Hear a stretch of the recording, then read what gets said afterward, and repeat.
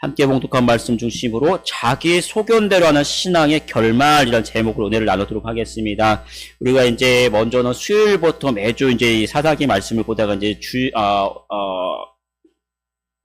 저녁에 말씀을 보다가 이제 수요일로 이제 사사기 말씀을 이어왔는데 오늘 이제 사사기 말씀의 이제 결론에 이제 도달합니다. 사사기에서는 이제 항상 어떤 패턴을 끝날 때마다 문단을 끝날 때마다 왕이 없음으로 자기의 소견에 좋은 대로 행하였다라고 이제 이런 구절이 이어집니다. 그러니까 하나님을 왕으로 삼는 거죠. 하나님이 우리 왕이시고 하나님의 말씀대로 살아가면 평안한데 사람들이 하나님을 왕으로 인정하지 않고 자기 소견대로 이렇게 살아가다가 결국은 하나님의 뜻인 어떤 율법도 저버리고 자기 좋은 대로 살아가는 것이죠. 그러니까 입술로는 여호와 하나님의 이름을 부르긴 하는데 결국은 또 신앙의 형식은 갖고 있어요. 이어져 왔던 거예요. 그런데 자기 중심의 하나님을 저버리고 나니까 그러한 신앙은 자기 중심적인 기복 신앙으로 이제 빠져버립니다. 그리고 이스라엘 백성이 하나님을 찾지 않을 때 결국 이스라엘 백성 어떤 한 사람이 아니라 온 그 사회 자체가 완전히 무너졌던 그 모습을 우리가 이제 말씀 통해서 계속해서 살펴왔습니다. 여러분의 모든 삶 속에서 항상 하나님을 기억하고 말씀대로 살아가면서 하나님 주시는 그 은혜와 복을 누리는 우리 성도들이 되기를 축복합니다. 이제 이 말씀을 보면 레위인이 자기 첩과 함께 이제 그 집으로 돌아가는 중에 지난주죠. 베냐민 지파에 속하는 그 기브아에 머물다가 불량배들에게 자기 사랑하는 첩을 내어주고 그 다음에 그녀가 이제 그들에게서 이제 비참하게 죽습니다. 레위인은 가장 앞에서 하나님을 섬기는 사람인데 그럼에도 불구하고 첩이 있었다라는 거예요. 우리말로 뭐 두 번째 아내, 세 번째 아내 그런 아내가 아내의 개념이 아니라 성적인 이런 개념에 첩을 두고 있었고요. 굉장히 부끄러운 일이죠. 창피하고 뒤로 감칠 만한 일이지 떳떳이 내밀 만한 그런 일은 아니었어요. 또 그럼에도 불구하고 또 이 불량배들에게 억울하게 죽었다면 굉장히 차라리 음지로 내려가는 게 낫겠죠. 아니면은 그런 상황 속에서 이 이스라엘 백성들이 전통적으로 했던 것은 뭐냐면 하나님께 호소하고 하나님께서 원수 갚아주시는 것을 원해야 합니다. 그럼에도 불구하고 그런 모습은 전혀 없었고 굉장히 엽기적인 일을 벌이죠. 그 시체를 갖다가 12조각을 내서 이스라엘 12 지파로 이제 각 지파로 보내버립니다. 오늘날도 이런 일이 굉장히 충격적인데 당시에 이것은 이스라엘 문화도 아닐 뿐더러 이방인들이 하는 그런 일인데 그걸 누가 합니까? 이 율법의 집행자 수호자인 레위인이 그런 일을 행합니다. 결국은 이스라엘 총회가 모여서 어떤 이방 민족도 아닌 자기의 혈족이죠. 형제인 베냐민을 공격하고요. 오늘 말씀 20장 47절에 보면 그 공격 끝에 어떻게 되면 베냐민 지파에서 600명만 남아요. 600명만. 한 25,000명이 죽고 600명만 남습니다. 그리고 또 오늘 본문을 보면 1절에 보면 뭐라고 하냐면 그 다음에 이 사람들이 뭐냐면 우리 중에서 누구든지 베냐민 사람에게는 우리 딸을 주지 않겠다. 그들과는 상관하지 않겠다라고. 그럼 어떻게 됩니까? 그 베냐민 사람들은 이방인하고 결혼을 한다든지 대가 끊긴다든지 이런 일이 벌어지겠죠. 그래서 이제 그제서 그 맹세를 하고 나서 돌아봤더니 우리 이스라엘 12지파가 다 우리 형제인데 그 중에 우리 때문에 한 지파가 사라지게 된 그것을 이제서 이제 깨닫긴 자기들이 죽였잖아요. 다 자기들이 벌인 일인데 이제서 이제 정신을 차리고 이렇게 이야기합니다. 우리 1, 2, 3절 말씀 같이 한번 읽어볼게요. 이스라엘 사람들이 미스바에서 맹세하여 이르기를 우리 중에 누구든지 딸을 베냐민 사람에게 아내로 주지 아니하리라 하였더라. 백성이 베델에 이르러 거기서 저녁까지 하나님 앞에 앉아서 큰 소리로 울며 이르되 이스라엘의 하나님 여호와여 어찌하여 이스라엘에 이런 일이 생겨서 오늘 이스라엘 중에 한 지파가 없어지게 하시나이까 하더니 자기 형제와 전쟁하는 것은 전통적으로 하나님은 원하시는 거 결코 안 해요. 우리 하물며 인간적으로도 부모님이 자녀들 싸우는 거 원치 않잖아요. 저도 어렸을 때 보면은 저희 아버지, 어머니가 어떤 형제들이랑 어떤 큰 터치는 안 하셨거든요. 아버지가 절대로 싫어하는 어떤 규칙 중에 한 가지가 뭐냐면 형제들끼리 싸우면 그거는 엄청나게 매맞았습니다. 예, 저희 삼형제 다 매맞고 어떤 날은 어머니까지 야단을 같이 맞은 적이 있어요. 형제가 싸울 때만. 왜 그렇습니까? 어떤 부모도 자녀들이 화목한 걸 원하지, 그 싸우는 거는 원치 않잖아요. 기본적인 겁니다. 하물며 하나님께서 이스라엘 백성이 자기 형제와 전쟁을 하는 건 결코 원치 않으시지요. 그래서 이전의 역사를 보면 이들이 이제 가나안 땅을 정복해 들어갈 때도 그 코앞에까지 갔어요. 코앞에 들어갔는데 마지막 그 이스라엘의 옆구리죠. 옆구리에 누가 살고 있냐면 옆구리에 누가 사냐면 에돔 사람들이 거기 그 땅을 지키고 살고 있었어요. 에돔. 그러니까 이 에돔은 사실 성경적으로 보면 굉장히 떠돌아다니는 그런 사람들이 별 어떤 힘도 없는 사람이거든요. 그냥 치고 들어가면은 들어갈 수 있는데 에돔이 누구냐면은 우리가 이제 에서라고 알고 있죠. 에서. 야곱의 형, 에서, 쌍둥이 형, 에서. 그 에서에게서 나온 민족이 에돔 민족입니다. 하나님께서 바라볼 때는 이들의 형제잖아요. 친척이잖아요. 이들 서로 친척끼리 싸우는 걸 원치 않기 때문에 결국은 그냥 치고 들어가면 되는데 치지 않고 다시 한번 저 밑에 모두 뺑뺑 돌아가지고 그런 이제 어려움을 겪게 되죠. 그러니까 하나님 싸우는 걸 원치 않으세요. 그런데 이제 나중에 원수는 나중에 하나님이 갚아주시죠.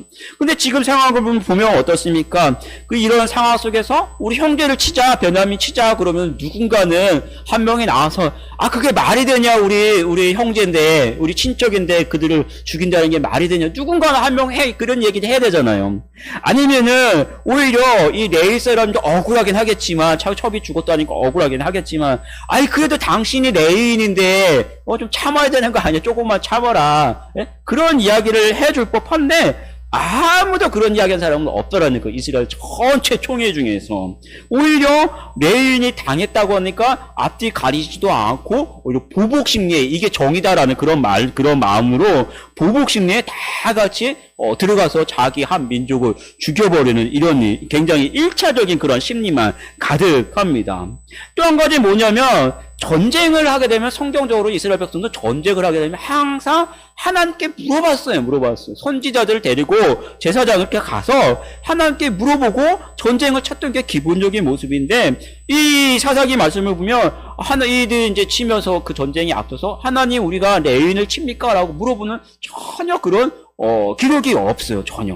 그러니까 하나님의 뜻이 결코 아니요. 하나님 뜻도 아니고 철저하게 자기 소견대로 이것이 정의다. 그런 것이죠. 그런 소견대로 가면서 어떻게 보면 12지파 중에 베냐민 지파는 가장 막내 지파잖아요. 막내면서 작은 지파. 그러니까 이스라엘 11개 지파가 베냐민을 턱 치는 거는 뭐 문제도 아니겠죠. 자기 자신감, 자기 소견과 자기 자신감 속에서 그냥 다 같이 몰려가서 한 지파를 그냥 죽여버립니다.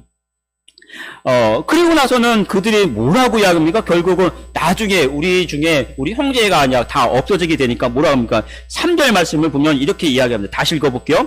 이르되 이스라엘 하나님 여호와여 어찌하여 이스라엘에 이런 일이 생겨서 오늘 이스라엘 중에 한 지파가 없어지게 하시나이까 하더니 누가 그런 거예요? 자기들이 그런 거잖아요. 하나님은 아무 상관없이 자기들이 일방적으로 가가지고 물어보지도 않고 하나님 뜻도 아닌데 물어보지도 않고 다 죽여놓고는 오늘 뭐라고 하면 엉뚱하게 여호와여 어찌 하나님 어떻게 저들을 다 저렇게 죽이셨습니까? 하나님 탓하는 거예요. 하나님 원망하는 거. 굉장히 황당한 일이죠. 근데 우리도 그렇지 않습니까? 우리도요, 살아가면서 매 순간은 그럴 수 없을 것 같아요. 신앙에 정말 그냥 경건하고 철저하지 않나 그렇지 않겠지만, 어떤 우리 인생 속에서 결혼이나 사업이나 이사나 취직이나 이런 중요한 일에 있어서는 어떻습니까? 적어도 그 순간만큼은 그때만큼은 중요하기 때문에 하나님 앞에 더 나와서 하나님의 뜻을 묻고 하나님의 뜻대로 살아가야겠죠. 그러니까 중요하니까 더 신중하고 하나님의 뜻대로 따라가야 되는데 오늘 이 사람들처럼 그냥 앞에 보이는 대로 내 뜻대로 그냥 살아가다가 어떻습니까? 잘 되면 내가 잘 선택한 거고 안 되면 어떻습니까? 그제서 와서 하나님께 기도하는 그런 모습도 참 많이 있습니다. 그런 속에서 그나마 하나님 나를 부르셨구나 해서 깨닫고 이제 돌아오면 괜찮은데 많은 분들이 어떠냐면은, 그러니까 일단 막연한 전통적인 신앙감은 있어요. 신앙감은 있는데, 여전히 자기 중심적인 모습, 하나님 없이 자기 중심적인 모습이 있으니까, 내 힘듦 속에서, 그때서 와서, 하나님이 나를 도와주시지 않으셨다라고 원망하는 사람도 많이 있고요. 또 어떤 경우가 있냐면 되게 많은 분들이 이제 힘든 그런 상황 속에 빠지면은 자기 성찰이나 이런 것도 돌아보긴 해요. 그런 속에서 뭐라고 이야기하면, 저도 이제 그럴 때 그런 경우가 많은데, 내가 주일에 빠져서 교회 봉사 잘못해서 소홀해서 어떤 하나님이 이제 부르셨다라고 생각하면 되는데 벌 받았다라고 생각하는 사람 참 많이 있어요. 어떤 경우는 이제 전통적인 그런 분도 많이 있죠. 내가 11조를 안 해서 11조를 안 한 것인데 어떻게 보면 우리 한국 신앙에서는 11조 하나님께서 훔쳤다라고 이제 그래가지고 하나님께 벌 받았다라고 그렇게 생각하는 사람도 참 많이 있습니다. 물론 하나님이 우리에게 좀 깨닫게 하시고 돌아오게 하셔서 더 이렇게 복을 주시기 위해서 그런 경우도 있습니다. 하지만 근본적인 하나님께서는 우리 근본적으로 천벌 주시는 그런 하나님이 아니시잖아요. 벌 주시는 하나님도 아니고 우리의 어떤 11조나 물질을 원하셔서 우리를 그렇게 힘들게 하시는 그런 하나님도 아니에요. 적어도 우리 하나님은 끝까지 인내하시고 우리에게 사랑을 베푸시는 그런 하나님입니다. 그러니까 그런 모습도 물론 틀리지는 않지만 너무 극단적으로 나가서 내가 천벌을 받았다든지 하나님께 벌을 받았다든지 하나님 나를 버리셨다라든지 이런 개념도 물론 잘못된 신앙이겠죠. 여러분 살아가면서 우리의 문제가 오늘 이 사람들처럼 뭔가 막혀있고 무너져 있고 어떤 힘든 순간에는 내가 벌 받아서 그런 것도 아니고 하나님을 원망하지도 마십시오. 중요한 건 뭐냐면 그 일로 통해서 오히려 하나님께 돌아오면 되는 거예요. 하나님께 돌아오면. 그러면 우리 하나님은 다시 용서하시고 또 다시 회복시키시고 말씀처럼 넘치도록 복을 주시는 우리 하나님이십니다. 우리가 말씀대로 살고 항상 평안할 때도 복을 주시지만 넘어졌을 때도 일으키시는 그 하나님의 그 은혜를 경험하는 우리 성도들이 되길 축복합니다.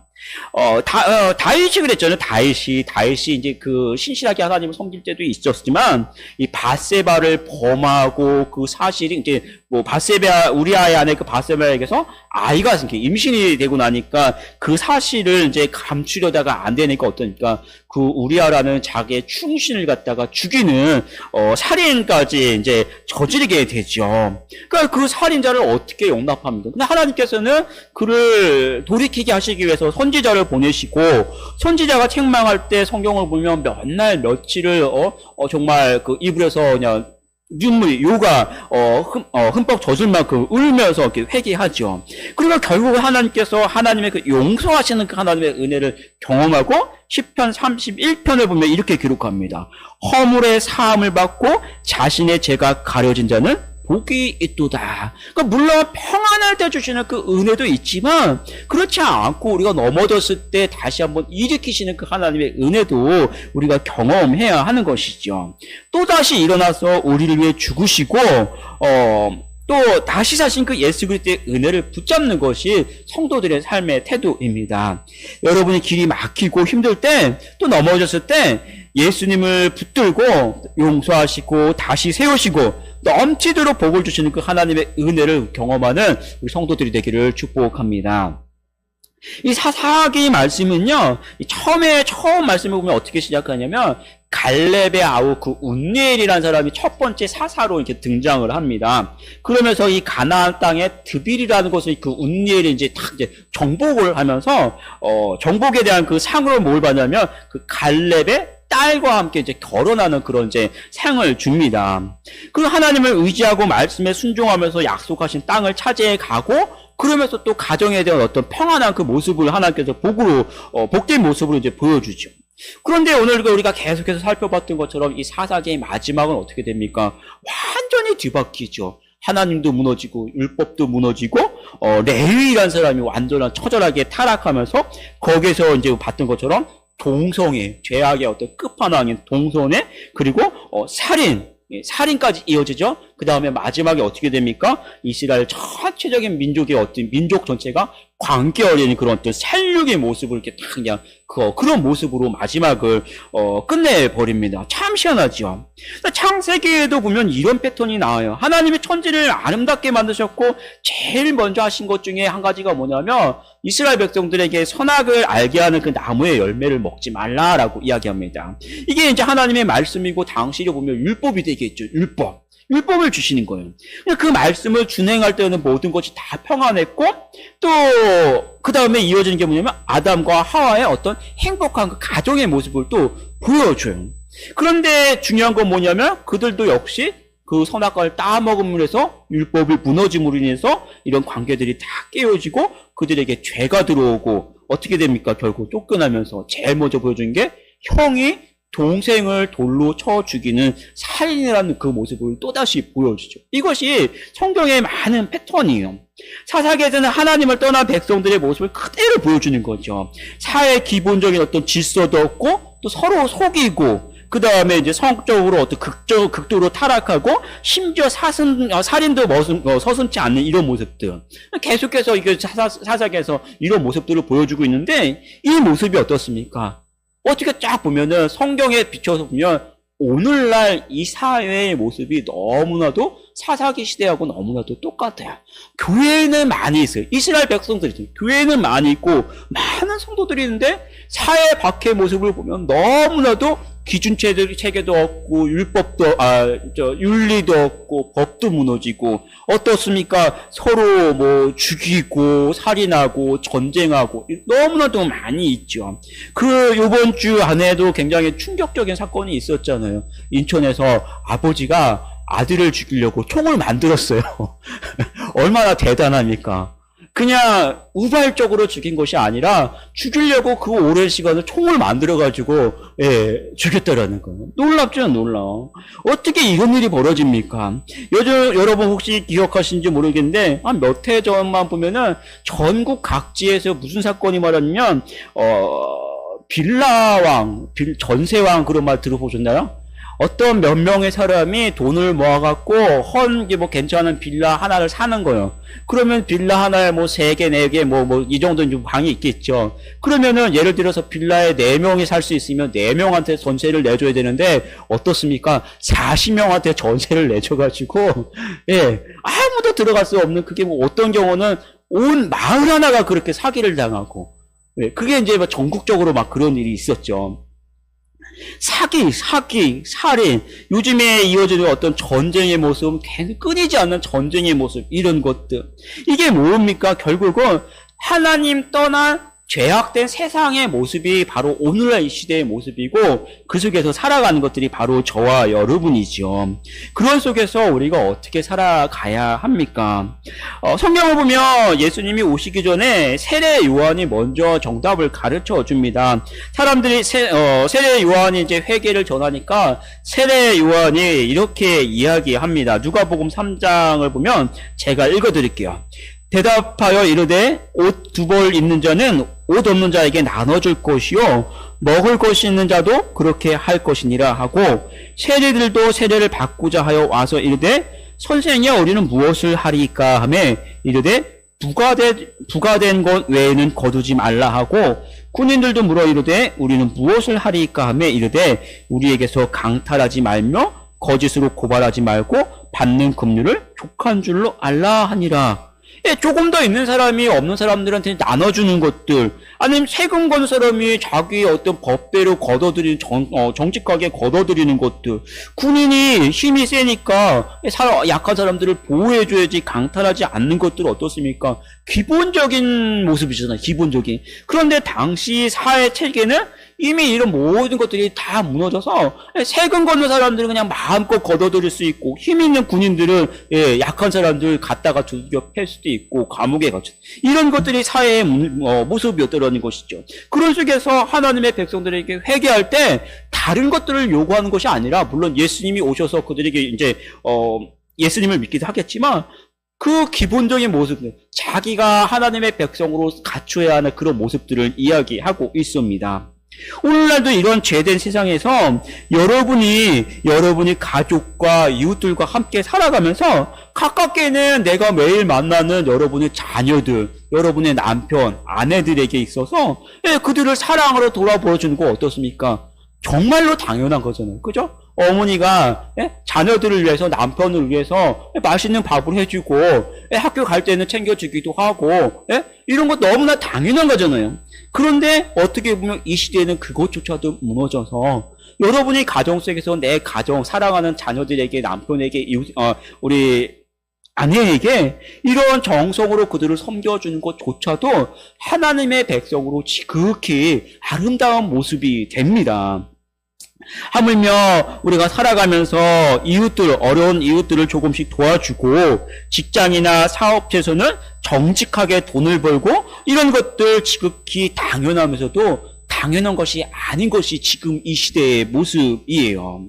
그런 속에서 여러분, 나 한 사람이 별것 아닌 것 같지만 여러분이 하나님의 말씀대로 공의를 행하고 정직을 행하고 사랑을 행한다면 그 여러분 한 사람 때문에 이 사회가 무너지지 않고 이 사회가 변할 수 있습니다. 하나님의 말씀대로 살아가야 하고 우리는 그렇게 교회가 세상의 사회에 빛을 비춰주고 소금으로서 그런 삶을 살아가야 합니다.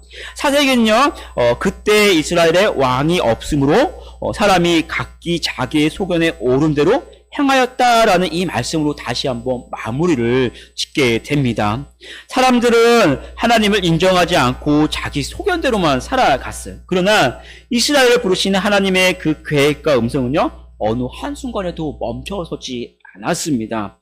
계속해서 사사들을 통해서 이스라엘 백성들을 하나님께 부르셨고 또 이 사무엘을 통해서 그들이 원하는 대로 결국 왕을 주셨지만 그 왕도 결국은 범죄하고 왕을 통해서 나라가 망하게 됩니다.